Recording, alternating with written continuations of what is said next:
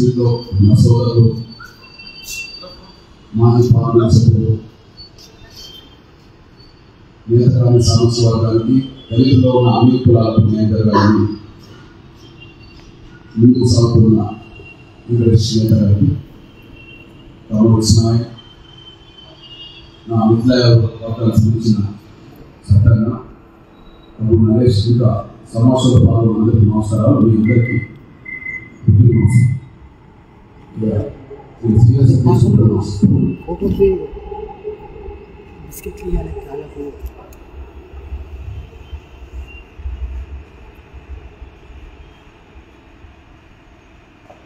SC రిజర్వేషన్ల వర్గీకరణ అంశాన్ని మరింత లోతుగా అధ్యయనం చేయడానికి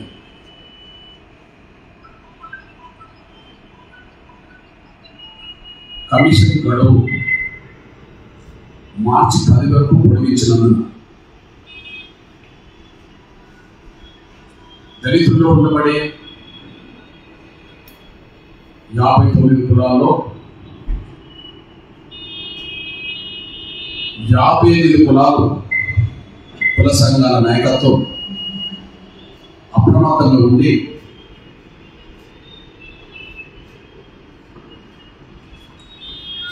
మీ వెనుకబాటు, జనాభా, మీకు న్యాయం జరగాల్సిన విషయాల మీద ప్రతి ఒక్క కులం లిఖితపూర్వకంగా తన అభిప్రాయాన్ని కమిషన్ ముందుకు తీసుకురావాలని మేము 58 కులాల సంఘాల నాయకులందరికీ విజ్ఞప్తి చేస్తుంది.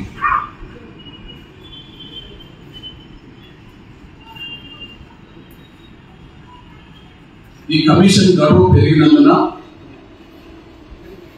మార్చి 10 వరకు కూడా సమయం ఉన్నందున ఈ పొడిగించిన గడువును సద్వినియోగం చేసుకోవాలని, ఈ పొడిగించిన గడువును కమిషన్కు పొడిగించిన గడువును దళితుల్లో ఉన్నబడే ప్రతి కులం, కుల సంఘాల నాయకత్వం సద్వినియోగం చేసుకోవాలని చెప్పి నేను విజ్ఞప్తి చేస్తున్నాను. షెడ్యూల్ కులాల వర్గీకరణ అంశం మీద నియమించబడ్డ గౌరవ జస్టిస్ షమీమ్ అఖ్తర్ గారి ఆధ్వర్యంలో ఇంతకుముందే సమర్పించిన నివేదికలు కొన్ని లోపాలు ఉన్నాయనే విషయం స్పష్టంగా గౌరవ ముఖ్యమంత్రి రేవంత్ రెడ్డి గారు గతంలో తీసుకొచ్చాం. సబ్ కమిటీ చైర్మన్ గౌరవ ఉత్తమ్ కుమార్ రెడ్డి గారు తీసుకొచ్చాం. వాళ్ళ దృష్టికి కూడా బలంగా మేము తీసుకురావడం వల్ల మరొకసారి లోతుగా విచారణ చేయడం కోసమే, మరొకసారి లోతుగా అధ్యయనం చేయడం కోసమే రాష్ట్ర ప్రభుత్వం వాస్తవానికి షమీమ్ అఖ్తర్ గారు ఫిబ్రవరి 2నే నివేదిక ఇవ్వడం జరిగింది. ఫిబ్రవరి 4వ తారీఖు నాడే ఆ నివేదిక మీద 2 శాసనమండలి శాసనసభలో చర్చించి ఆమోదించడం జరిగింది. ఆ నివేదికలో కొన్ని లోపాలు ఉన్నాయని మంత్రివర్గ ఉపసంఘం దాన్ని గమనించలేకుండా పోయింది, కేబినెట్ గమనించలేకుండా పోయింది. అదే సమయంలో శాసనసభ శాసన మండలిలో జరిగిన చర్చలు కూడా ఆ నివేదికలో లోపాల మీద చర్చ జరిగింది. ఒక మాట చెప్పాలంటే మేఘాల మీద ఏదో ఈ ప్రక్రియను పూర్తి చేయడానికి సిద్ధంగా కనిపించదే కానీ ఆ లోపాలను సరిచేసే సమయం రాష్ట్ర ప్రభుత్వం తీసుకుంటుంది. దానివల్ల రిజర్వేషన్ల పర్సెంటేజ్ కేటాయింపులోనూ ఏ సామాజిక వర్గాన్ని ఏ గ్రూప్లో పెట్టాలనే విషయంలోనూ, అదే సమయంలో గతంలో ఏబిసిడి వర్గీకరణ ఉంటే సి వరకే అంటే 3 గ్రూపులే చేసి 4వ గ్రూప్ను ఏర్పాటు చేయకుండా విస్మరించే విషయంలోనూ స్పష్టంగా లోపాలు జరిగిన విషయం స్పష్టంగా ప్రభుత్వం దృష్టికి తీసుకొచ్చారు. ఒక మాట చెప్పాలంటే గత నివేదిక లోపభూయిష్టంగా ఉంది. షమీమ్ అఖ్తర్ గారికి రాష్ట్ర ప్రభుత్వం అప్పచెప్పిన బాధ్యతలో వర్గీకరణ అంశం మీద సూచన చేసే సమయంలో హేతుబద్ధత, శాస్త్రీయత అనే అంశాన్ని పరిగణలోకి తీసుకోమని చెప్పడం జరిగింది. హేతుబద్ధత, శాస్త్రీయత అనే అంశాన్ని పరిగణలోకి తీసుకోమని చెప్పడం జరిగింది. అయితే షమీమ్ అఖ్తర్ గారి నివేదికలో ఆ హేతుబద్ధత, శాస్త్రీయతనే లోపించింది. దానివల్ల ప్రధానంగా 3 పొరపాట్లు జరిగింది. నంబర్ 1, రిజర్వేషన్ల కేటాయింపులో 3 గ్రూపులకు ఒక్కొక్క గ్రూపుకు ఒక విధానాన్ని వర్తింపజేశారు. ఒక్కొక్క గ్రూపుకు ఒక విధానాన్ని చేశారు. ఒకరికేమో వెనుకబాటునే చూశారు, జనాభా చూడలేదు. ఇంకొకరికి వెనుకబాటు జనం ఉన్నా కూడా ఆ 2 చూడలేదు. మూడవకి వెనుకబాటు లేకపోయినా కేటాయించబడ్డ రిజర్వేషన్లకు సంబంధించిన విషయంలో పర్సెంటేజ్ లేకపోయినా వాళ్ళకి అధికంగా కేటాయించారు. ఈ విధంగా కేటాయించడం అనేది శాస్త్రీయత లోపించింది, హేతుబద్ధత లోపించింది, న్యాయం అనే ప్రక్రియ కూడా విఘాతం జరిగింది. మళ్ళీ చెప్తున్నా, హేతుబద్ధత అనేది గీట్రాయిగా, శాస్త్రీయత పద్ధతి అనేది గీట్రాయిగా వర్గీకరణ ప్రక్రియకు సూచన చేయమని చెప్పడం జరిగింది రాష్ట్ర ప్రభుత్వం. ఇప్పుడు రిజర్వేషన్ల వర్గీకరణ జరిగే సమయంలో ఈ 59 కులాల్లో జనాభా ఉండి వెనుకబాటన్నా చూడాలి. జనాభా ఉన్నా కూడా ఆ నిష్పత్తి ప్రకారం అవకాశం పొందలేని వెనుకబాటు అదన్నా చూడాలి. లేదా రిజర్వేషన్ ఏర్పడే జనాభా ప్రాతిపదిక కాబట్టి పంచడం కూడా జనాభా ప్రాతిపదికన జరగాలి. రిజర్వేషన్ ఏర్పడే జనాభా ప్రాతిపదిక మీద షెడ్యూల్ కులాల మొత్తం జనాభా కలిసినే 15% కాబట్టి ఈ 59 కులాల వర్గీకరణ జరిగేటప్పుడు ఒక్కొక్క గ్రూప్ ఏర్పాటు చేసినప్పుడు ఆ గ్రూప్ లో వాళ్ళ పర్సెంటేజ్ తగ్గట్టుగానే వర్గీకరణ జరగాలి. ఇక్కడ ఈ 2 లోపించింది. మొత్తానికి వెనుకబాటుతనం లేదు, లేదా జనసంఖ్యను ఆధారంగా కూడా చేసుకోలేదు. దీనివల్ల అందరికీ న్యాయం జరగలేదని చెబుతోంది. రెండో పాయింట్, గతంలో ఏబిసిడి ఉంటే ఇప్పుడు గ్రూప్ 1, గ్రూప్ 2, గ్రూప్ 3 అంటే ఏబిసి వరకు వచ్చేసింది. అంతకుముందు డి ఉంటే ఇప్పుడు గ్రూప్ 4 రావాలి ఇలా. దాన్ని బట్టి మరి గ్రూప్ 4 ఎందుకు రాలేదు? గ్రూప్ 4 రావాల్సిన వాళ్ళు ఎవరు అనేది కూడా శాస్త్రీయంగా గ్రూప్ 4 రాకపోవడానికి శాస్త్రీయ భద్రత గురించి ఆలోచించండి.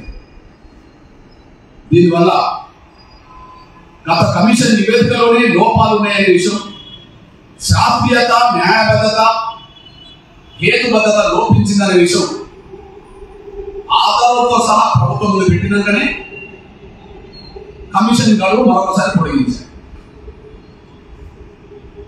నిన్ననే గౌరవ షమీమ్ అఖ్తర్ గారికి మళ్ళీ మేము కలిసి లోతుగా అధ్యయనం చేయండి,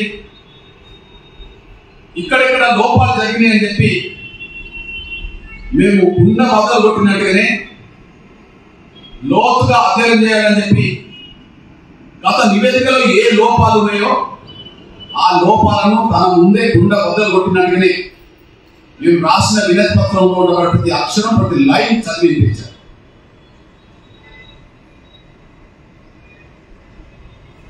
అయితే ఇప్పుడు మార్చి 10 వరకు గడువున్న సమయంలో నేను దళితుల్లో ఉన్నబడి అన్ని కులాలకు విజ్ఞప్తి చేస్తున్నా. ముఖ్యంగా మాలలోనో సింగిల్ క్యాస్ట్ గా వర్గీకరణ అనుకునే ప్రయత్నం చేస్తుంటే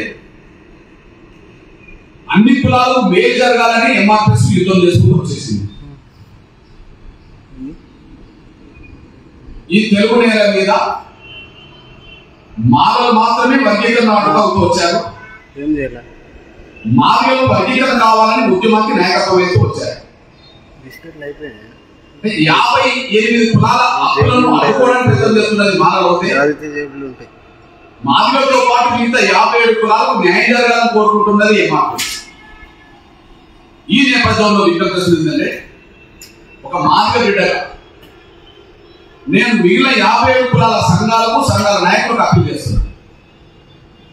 ఒక మాదిగ బిడ్డగా వర్గీకరణ లక్ష్యం కోసం పోరాటం చేస్తున్న ఒక మీ సోదరుడిగా 57 కులాల సంఘాలకు, సంఘాల నాయకులకు, ప్రజలకు విజ్ఞప్తి చేస్తున్నాను.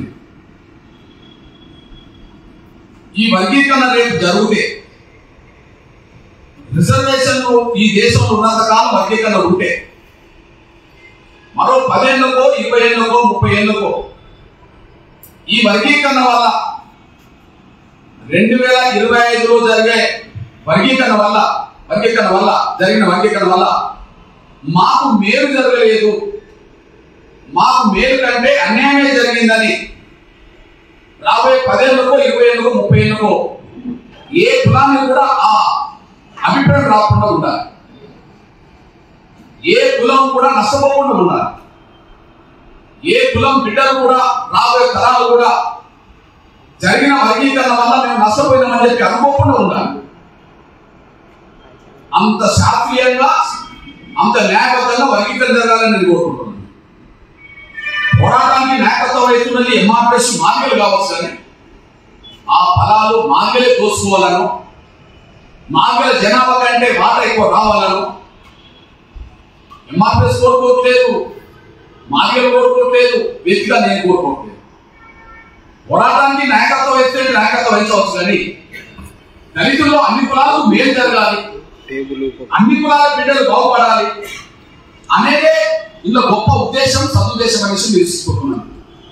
కాబట్టి ఇప్పుడు జరిగే వర్గీకరణ ప్రక్రియలో అందరూ భాగస్వామి కావాలి. ఇప్పుడు జరిగే వర్గీకరణ ప్రక్రియ రేపు 100 ఏళ్ళు ఉంటుంది అనుకున్నా. డాక్టర్ బాబాసాహెబ్ అంబేద్కర్ రాజ్యాంగం రాసినాక 1950 నుంచి రిజర్వేషన్ అమలు జరుగుతుంది. హ్యూమన్ రిజర్వేషన్ 2025లో ఉన్నాం, అంటే 75 ఏళ్ళు. ఈ 75 ఏళ్ళలో ఉమ్మడి రిజర్వేషన్ వల్ల మెజారిటీ కులాలకు న్యాయం జరగలేదు కాబట్టి వర్గీకరణ ఉద్యమం వచ్చింది. ఈ 75 ఏళ్ళలో ఉమ్మడి రిజర్వేషన్ విధానం వల్ల దళితుల్లో ఉండబడే అన్ని కులాలకు వాళ్ళ న్యాయమైన వాటి దక్కలేదని వర్గీకరణ ఉద్యమం వచ్చింది. మరి వర్గీకరణ పరిష్కారం 75 ఏళ్ళు జరుగుతున్న సమయంలో ఈ ప్రక్రియ ముందుకు సాగుతున్నప్పుడే అన్ని కులాలు అప్రమత్తంగా ఉన్నారు. అన్ని కులాలు తమ న్యాయమైన వాటి కోసం మాట్లాడాలి. రేపు భవిష్యత్తులో మాకు అన్యాయం జరిగిందనే మాట భవిష్యత్తు తరం అనకుండా చూసుకోవాలి. అది ప్రతి కులం సంఘం మీద బాధ్యత ఉన్నది, ప్రతి కుల సంఘాన్ని నడిపే నాయకత్వం మీద బాధ్యత ఉన్నది. అదే సమయంలో ప్రతి కులంలో ఉండబడే విద్యార్థులు మేధావులు కూడా బాధ్యత ఉన్నది. నేను ఆ బాధ్యతను గుర్తు చేస్తున్నాను. దయచేసి 10వ తారీఖు వరకు ఉండబడే కమిషన్ గడువును ముఖ్యంగా 57 కులాలకు సంబంధించిన నాయకత్వం, 57 కులాల సంఘాల నాయకత్వం ఎట్లాగో అందరి పక్షాన ఎంఆర్పిఎస్ ఇచ్చిన నిన్న వినతి పత్రం, అన్ని వర్గాల పక్షాన అందరికి న్యాయం జరగాలని చెప్పి ఎంఆర్పిఎస్ వినతి పత్రం ఇచ్చిన అది ఎంఆర్పిఎస్ విజ్ఞప్తిగా చూస్తారు, కానీ ఏ కులం వాళ్ళ వెనుకబాటు ఏంటి, ఏ కులం వాళ్ళ మనోభావాలు ఏంటి, వాళ్ళ భవిష్యత్తుకు వర్గీకరణ ఏ విధంగా ఉపయోగపడాలనే విషయం ప్రతి కుల సంఘ నాయకత్వం ప్రజలు వాళ్ళు ఆలోచించుకొని కమిషన్ ముందుకు వెళ్ళాలి. మరొకసారి అలాంటి వాళ్ళ వల్ల మేము దోపిడీ గురైనాం, అలాంటి వాళ్ళతో మేము కలిసి ఉంటే అన్యాయం గురైనామని చెప్పి ఏ కుల సంఘం అనుకోకుండా, ఏ కులం ప్రజలు అనుకోకుండా ఉండాలంటే ఇప్పుడు 57 కులాల సంఘాలకు నాయకత్వం వహించే వాళ్ళ మీద, 57 కులాల సంఘాలకు నాయకత్వం వహిస్తున్నామని చెప్పే వాళ్ళ ప్రతి ఒక్కరి మీద ఆ బాధ్యత ఉన్నదని మాత్రం నేను గుర్తు చేస్తున్నాను. నేను 2 ఉదాహరణలు తీసుకొస్తున్నాను.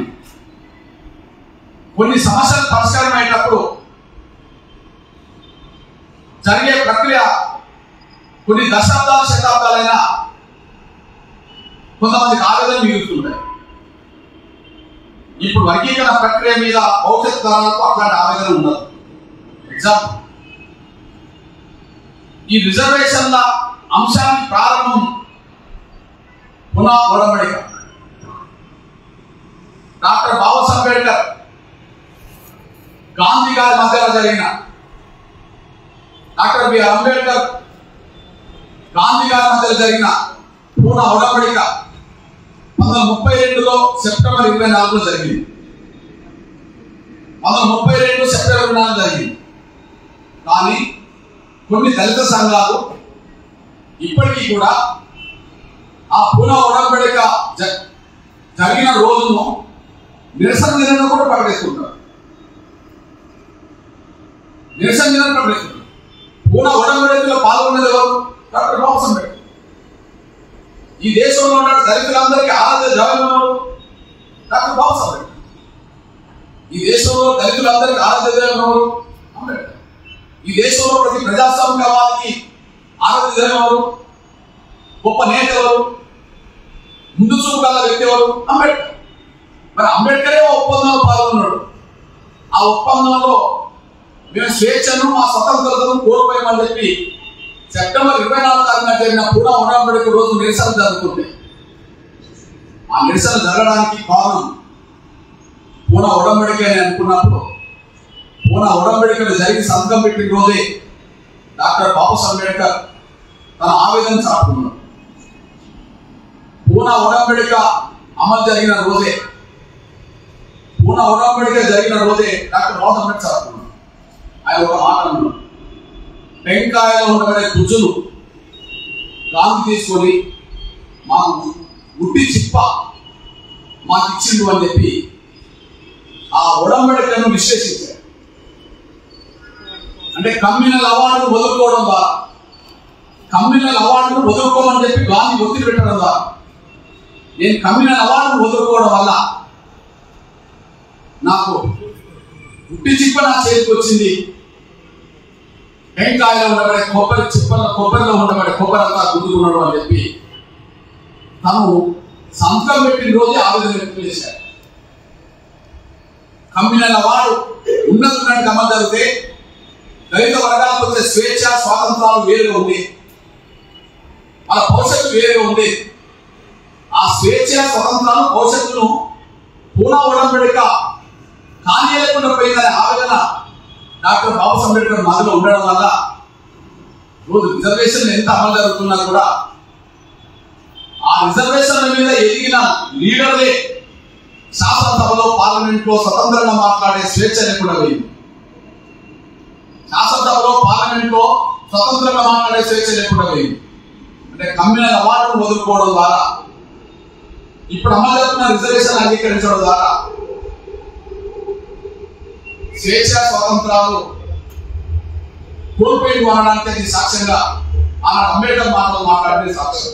కారణాలు ఏమైనా రిజర్వేషన్ ఎంత అమలు జరుగుతున్నా, రిజర్వేషన్ల వల్ల ఎంతమంది దళితులు కొంత పైకి వచ్చినా, కానీ మేము కోల్పోయింది కమ్యూనల్ అవార్డు కదా, దానివల్ల మేము స్వేచ్ఛ స్వాతంత్రాలు కోల్పోయినాం కదా అనే అభిప్రాయం ఉన్నది. సంతకం పెట్టిన రోజు అంబేద్కర్ ఉన్నది. ఇవాళ 100 సంవత్సరాల దగ్గరికి వచ్చింది. 32 అంటే ఇవాళ 25 ఉన్నాం. 93 ఏళ్ల తర్వాత కూడా ఆ పునః ఉడంబడిక నిరసన వ్యక్తాలు జరుగుతున్నాయంటే మేము ఏం కోల్పోయినామో అది సాక్ష్యం లేదు. రెండో మనం తెలంగాణ రాష్ట్ర ఉద్యమం జరుగుతున్న సమయంలో తెలంగాణ ఏర్పాటు జరగడానికి ముందు గతంలో కేసీఆర్ గారు ప్రకటించిన మాటకు కట్టుబడలేకపోవడం వల్ల ఆదివాసీ సమాజం నష్టపోయింది. తెలంగాణ రాష్ట్ర ఏర్పాటు ఉద్యమం జరుగుతున్నప్పుడు గత కేసీఆర్ గారు ముందు భౌగోళిక తెలంగాణ కోరుకుంటున్నాం.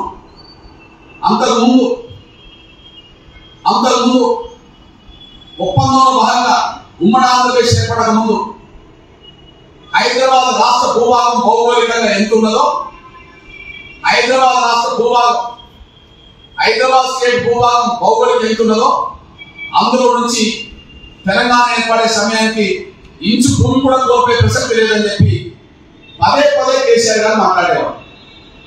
భౌగోళిక తెలంగాణ అంటే ఆంధ్రప్రదేశ్ లో కలవక ముందు ఏ హైదరాబాద్ రాష్ట్రం అయితే విలీనమైందో, ఎంత భూభాగం అయితే విలీనమైందో అంత భూభాగంలో ఒక గ్రామం కాదు కదా, ఒక ఇంచు కూడా వదులుకోలేదు అని చెప్పి మాట్లాడేవారు. కానీ తీరా తెలంగాణ రాష్ట్రం ఏర్పడే సమయంలో అటు సీమాంధ్ర భూస్వామ్య వర్గం, పెట్టుబడిదారు వర్గం తీసుకొచ్చిన ఒత్తిడికి అటు కేంద్రం తలకి ఇటు కేసీఆర్ కూడా స్పష్టంగా యుద్ధంలో లేకుండా పోవడం వల్ల దాదాపు భద్రాచలం పరిధిలోని 7 మండలాల పరిధిలోని 200 గ్రామ పంచాయతీ, ఆ గ్రామ పంచాయతీ పరిధిలో ఉండబడే 95% పైగా ఆదివాసులు ఇవాళ నీట మునిగారు. హైదరాబాద్ నుండి పరిపాలన చేసే వాళ్ళకు ఆ బాధ అర్థం కాదు.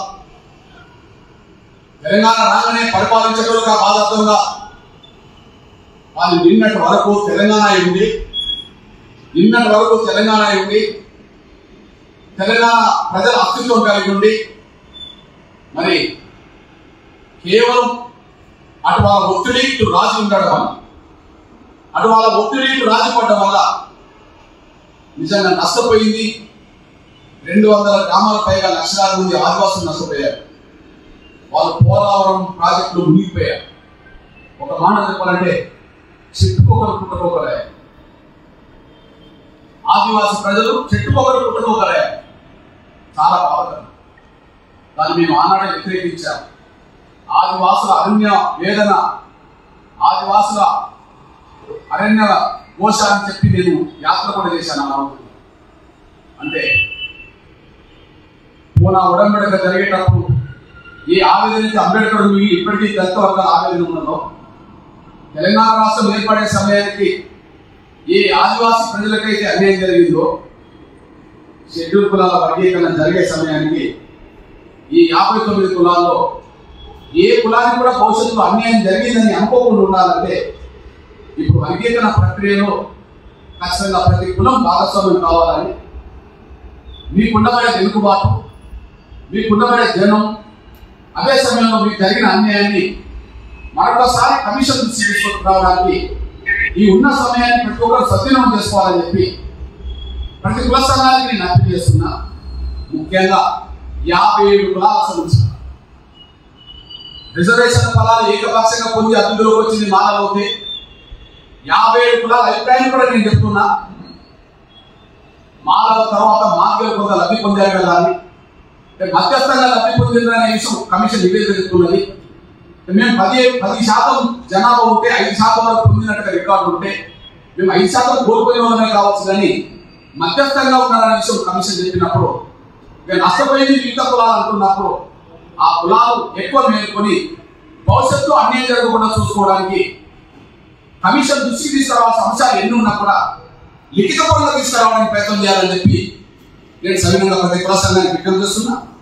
రేపటి నుంచి సాధ్యమైనంత మేరకు 57 కులాల సంఘాల నాయకులతో నేను సంప్రదింపులు చేస్తా, వాళ్ళని అప్రమత్తం చేసే ప్రయత్నం చేస్తా, అందరికి అందుబాటులో ఉంటా. నేను ఈ వర్గీకరణ పోరాటంలో మాదిగ జాతి ముందు వరుసలో నిలబడవచ్చు, లేదా ఎంఆర్ఎస్ ముందు వరుసలో నిలబడవచ్చు. కానీ ఈ వచ్చే వర్గీకరణ పదాలు మాదిగలకే పెద్దపీట ఉండాలనో, లేదా భవిష్యత్తులో ఇతర కులాలను మాదిగలు దోసుకోవాలనో మేము ఎప్పుడు అక్కడ అనుకోవట్లేదు. ప్రతి విషయంలో మాదిగల జనాభాతో అంతవరకే పెడతాం రావాలని నేను కోరుకుంటున్నా. మిగిలిన కులాల జనాభా ఎంత ఉంటే అంత రావాలని నేను కోరుకుంటున్నాను. కాబట్టి అందరికీ న్యాయం చేసే దిశగానే ఎంఆర్ఎస్ పనిచేస్తుంటుంది. అందరికీ న్యాయం జరగాలని ఎంఆర్ఎస్ కోరుకుంటుంది కనుక తప్పకుండా ప్రతి కుల సంఘం ఈ విషయంలో అప్రమత్తంగా ఉండాలని, మీ అభిప్రాయాలు కమిషన్ దృష్టికి తీసుకురావాలని చెప్పి నేను కోరుతూ, దయచేసి గౌరవ షమీం అఖ్తర్ గారికి కూడా నేను ఒక విజ్ఞప్తి చేస్తున్నా.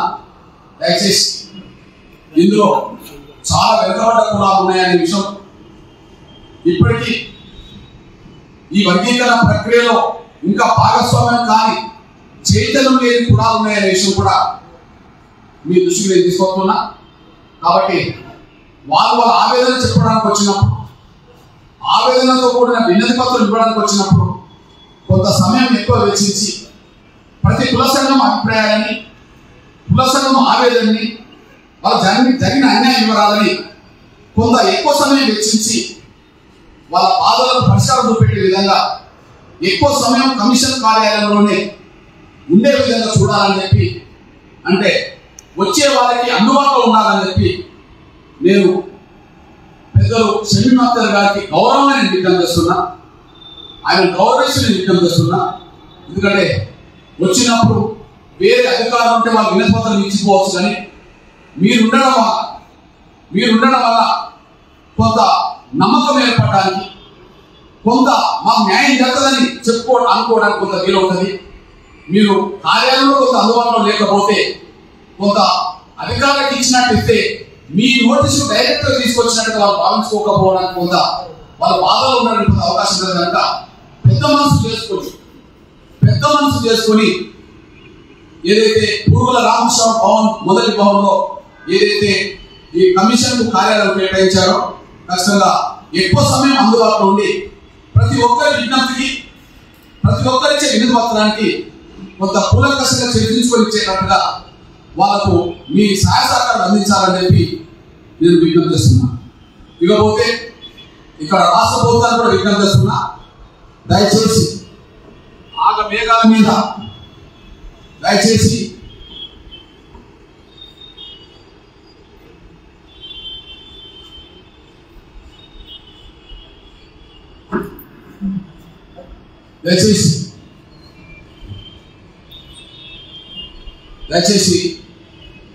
ఆగ మేఘాల మీద మళ్ళీ కమిషన్ నివేదికను తెప్పించుకునే ప్రయత్నాలు చేయకుండా కమిషన్ లోతుగా అధ్యయనం చేయడానికి ఇచ్చిన టైంను పూర్తి స్థాయిలో వెచ్చించే విధంగా రాష్ట్ర ప్రభుత్వం సహకరించాలి.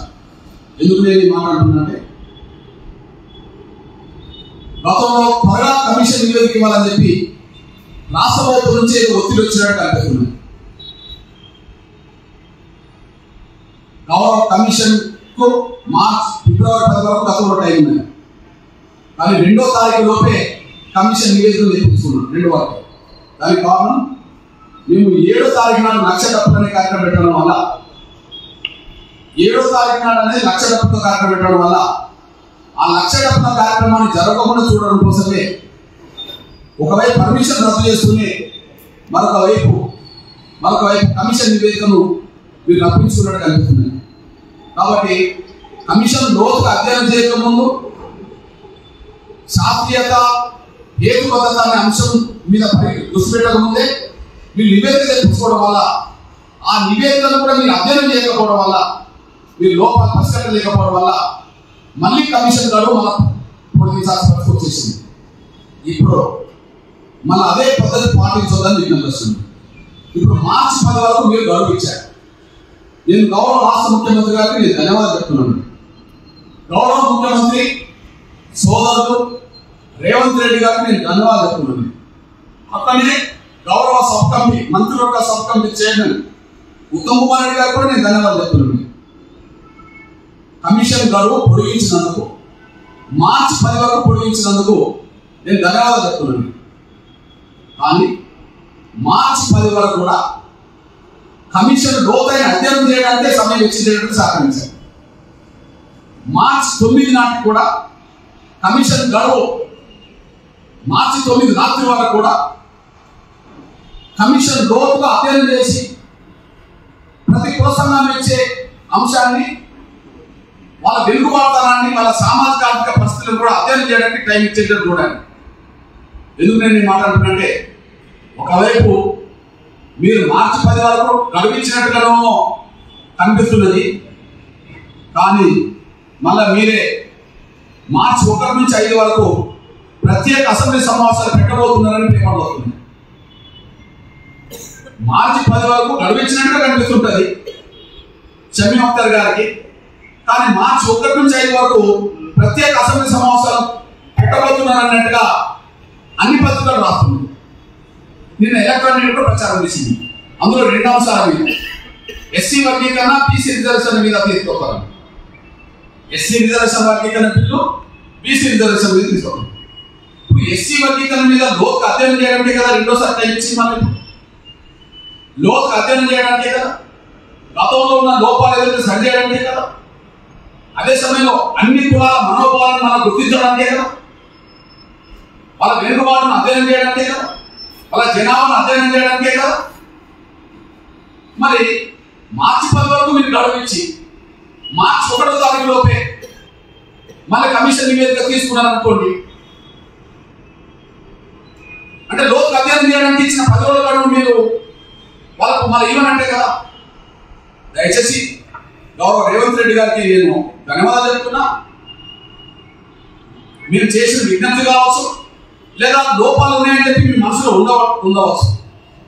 మేము చేసిన విజ్ఞప్తి వల్ల కావచ్చు, లోతుగా కొన్ని అధ్యయనం చేయడానికి మేము ఇచ్చిన గడువు కావచ్చు. ఏదేమైనా గడువు పెంచడాన్ని స్వాగతించా, మేము అభినందిస్తున్నాం.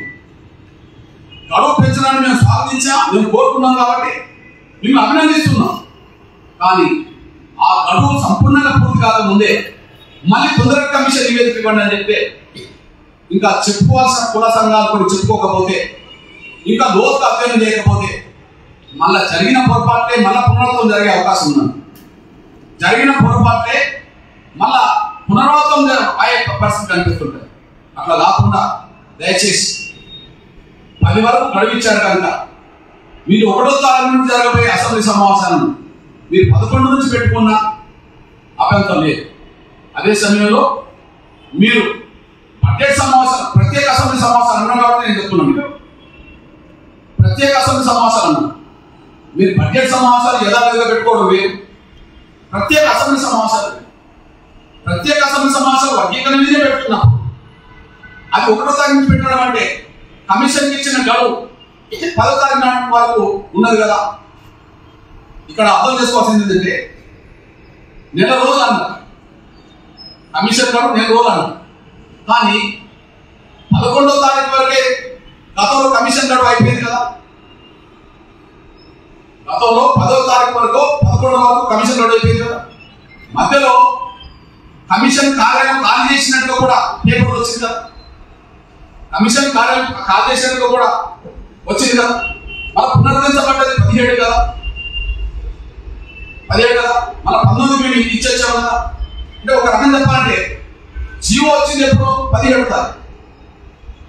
కమిషన్ గడువు పొడిగించినట్టుగా జీవో వచ్చింది ఎప్పుడు 17. మీరు నెల రోజులు అంటే మళ్ళీ 17 వరకు అయితే ఉండాలి. కానీ 10వ తారీఖు అన్నారు, 10వ తారీఖు అన్నారు. 10వ తారీఖు వరకు అయితే కొనసాగాలి కదా. కాబట్టి గౌరవ ముఖ్యమంత్రి గారికి విజ్ఞప్తి చేస్తున్నాం, మిమ్మల్ని అభినందిస్తున్నాం, గౌరవిస్తున్నాం. ఉత్తమ్ కుమార్ రెడ్డి గారిని కూడా గౌరవిస్తున్నాం, రేవంత్ రెడ్డి గారిని గౌరవిస్తున్నాం. కానీ కమిషన్ గడువు పూర్తయ్యే లోపు అసెంబ్లీ సమావేశాలు పెట్టుకొని ప్రత్యేక సమావేశాలు పెడితే మళ్ళా లోపాలు తలెత్తే విధంగా మళ్ళా ఉంటే మరింత ఆవేదన పెరగడానికి అవకాశం ఉంటుంది, కానీ న్యాయం జరగడానికి అవకాశం తక్కువ ఉంటుంది అనేసి కూడా మర్చిపోతాను కూడా నేను సవినంగా విజ్ఞప్తి చేస్తూ, ఇక మా సోదరులు మా నేత గారు వెంకటేష్ గారు మాట్లాడిన దాన్ని నేను పూర్తిగా సమర్థిస్తున్నా.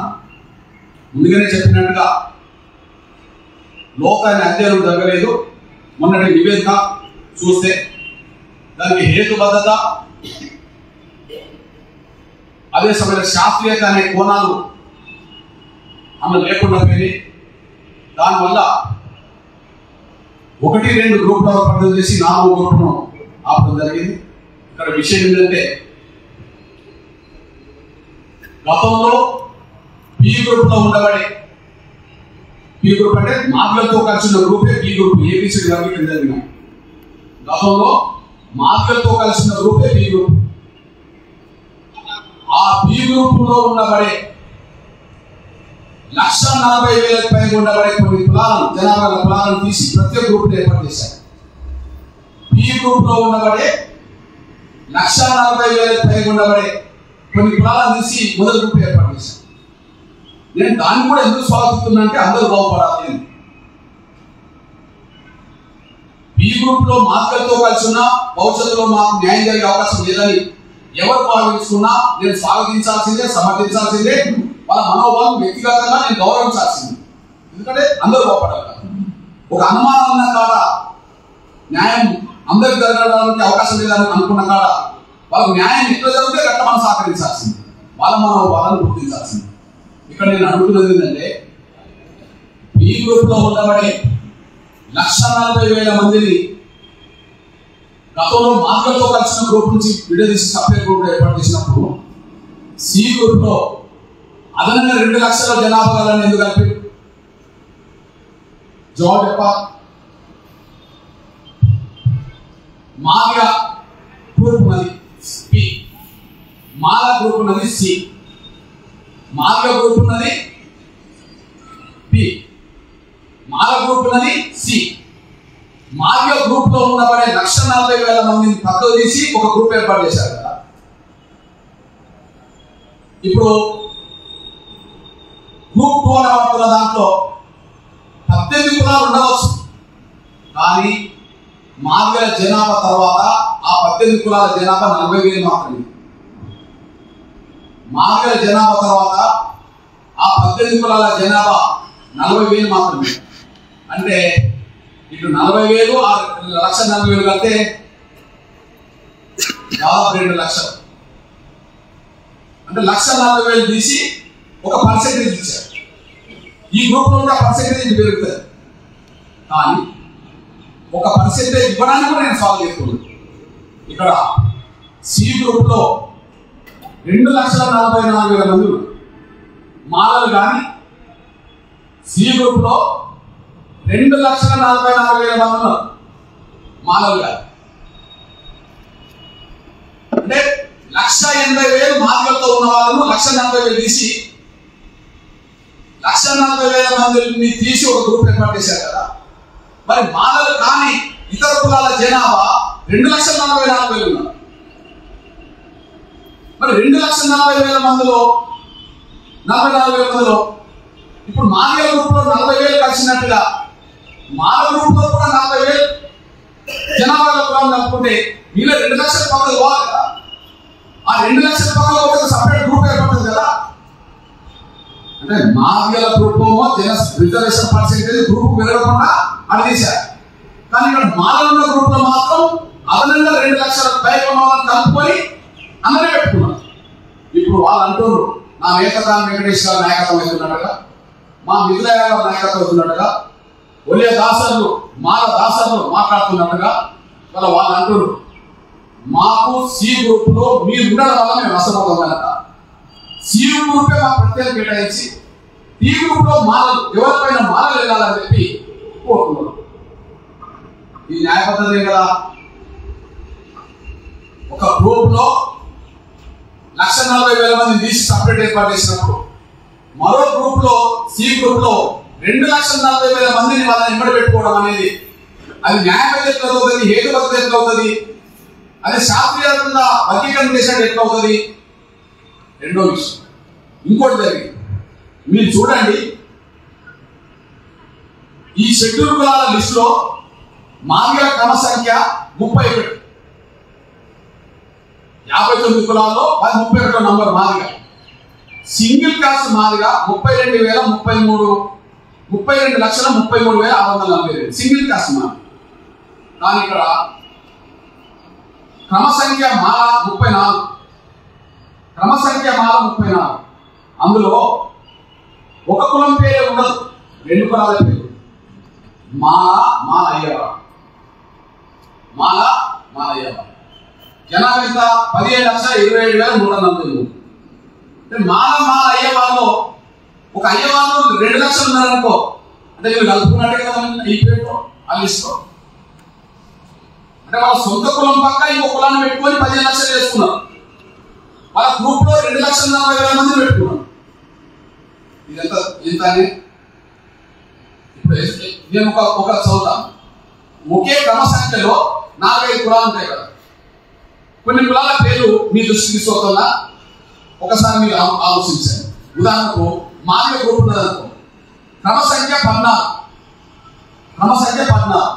అందులో చెమార్, మోచి, ముచ్చి, చెమార్, రవిదాస్, చెమార్, రోహిదాస్, ఇవన్నీ క్రమ సంఖ్య 14లోనే ఇన్ని కులాలు ఉంటాయి. జనాభా ఎంత? ఇన్ని కులాల జనాభా 17,068. అలా చెమార్ 1, మోచి 1, ముచ్చి 3, 4 చెమార్, 5 రవిదాస్, 6 చెమార్, 7 రోహిదాస్. అంటే 7 కులాలను ఒకే క్రమ సంఖ్యలో చేస్తే వాళ్ళ జనాభా ఎంత? 17,000 అన్నాడు. అంతే కదా. మరి ఈ 15 లక్షల జనాభాలో మాల అయ్యేవాళ్ళు ఉన్నారు కదా. క్రమ సంఖ్య 1, మాల అయ్యేవాళ్ళు ఉన్నారు కదా. అంటే మాలలే 15 లక్షలు అని చెప్పడానికి వీలేదు కదా. కానీ మాదిగలు 32 లక్షలు పైగా చెప్పడానికి వీలున్నది కదా. అంటే వాళ్ళకంటే సగానికి ఎక్కువ మాదిగలకే రావాలి కదా. మరి ఎందుకు రాకుండా వెళ్ళిరా? వాళ్ళకంటే సగానికి ఎక్కువ మనకు రావాలి కదా. ఒకే క్రమ సంఖ్యలో 2 కులాలు ఉన్నాయి కదా మీకు. మరి మాదిగలకు ఒకే క్రమ సంఖ్యలో ఒకే కులం ఉన్నది కదా. దీన్ని బట్టి మాలల జనాభా 15 లక్షలుగా చూపెడుతున్నా అందులో 2 కులాలు ఉన్నాయి. ఉమ్మడి గ్రూప్ గా 2,44,000 మందిని ఆదరణ చేసుకొని 5% చేసుకున్నాను.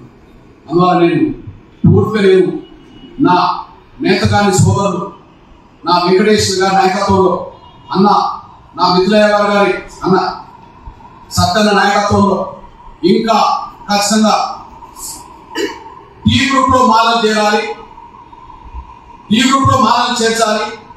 సి గ్రూప్ లో మాలల కంటే వెనకబడ్డ నేతకాని అర్థంలో కొన్ని కులాలకు కలిపి సి గ్రూప్ లో వీళ్ళని వచ్చే విధంగా టీ గ్రూప్ ఏర్పాటు చేసే విధంగా మా వంతు సహకారం, మా వంతు పాత్ర కూడా మా నేతకాని వెంకటేష్ గారి నాయకత్వంలో జరిగే ప్రతి ప్రయత్నానికి మేము అండగా నిలబడతాం.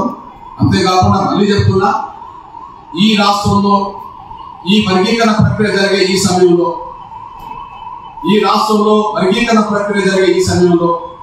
భవిష్యత్తు తరాలు ఆ వర్గీకరణ జరిగే సమయానికి మా జాతులు మేలుకోకపోవడం వలన, లేదా మా తరఫున మాట్లాడేవారు లేకపోవడం వలన మాకు కొంత అన్యాయం జరిగిందనే బాధ భవిష్యత్తులో ఉండదని నేను కోరుకుంటున్నా. అదే పూనా ఒడంబడిక జరిగిన బాధ ఇప్పటికీ కొంత కొనసాగుతుంది. అదే సమయంలో తెలంగాణ వచ్చేటప్పుడు ఆదివాసుల ఘోష ఇప్పటికీ మనకు అర్థమవుతుంది. ఈ వర్గీకరణ జరిగే సమయంలో ఏ కులానికి అన్యాయం జరిగిన పద్ధతిలోనే న్యాయం జరిగేయడానికి మా వంతు పాత్ర పోషిస్తాం. ఈ విషయంలో గౌరవ శమీమక్కర్ గారికి గడువు పొడిగించినందుకు ధన్యవాదాలు. గడువు పూర్తయ్యేంత వరకు అసెంబ్లీ సమావేశాలు జరగదని, గడువు పూర్తయ్యేంత వరకు కమిషన్ చైర్మన్ గారు ప్రతి దళిత కులానికి కుల సంఘ నాయకులకు అందుబాటులో ఉండి వారిచ్చే వినతి పత్రాలను సావధానంగా వినే విధంగా చూసుకోవాలని చెప్పి నేను విజ్ఞప్తి చేస్తూ ధన్యవాదాలు.